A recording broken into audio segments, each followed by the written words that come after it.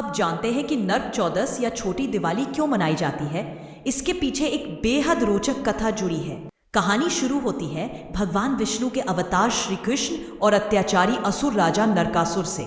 नरकासुर कोई साधारण दैत्य नहीं था, वह भूदेवी यानी पृथ्वी माता और वराह अवतार विष्णु का पुत्र था। लेकिन जैसे जैसे शक्ति बढ़ती गई वैसा ही उसका अहंकार भी बढ़ता गया।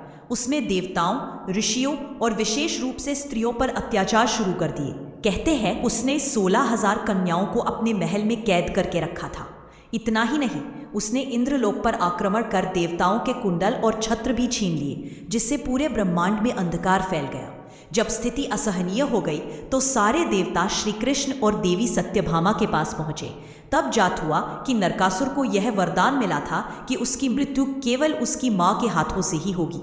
चूंकि सत्यभामा स्वयं भूदेवी का अवतार थी, इसलिए वही इस वरदान को पूर्ण कर सकती थी।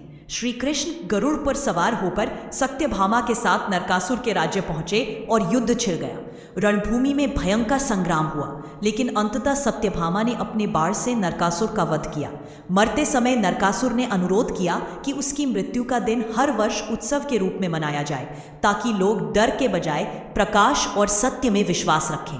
उसी दिन कार्तिक कृष्ण पक्ष की चतुर्दशी को नरकासुर का अंत हुआ और तभी से यह दिन नरक चतुर्दशी या छोटी दिवाली कहलाया। इस दिन प्रातःकाल तेल लगाकर स्नान करने की परंपरा है, जिसे अभ्यंग स्नान कहा जाता है। माना जाता है कि इससे सभी पाप और नकारात्मकता धुल जाती है।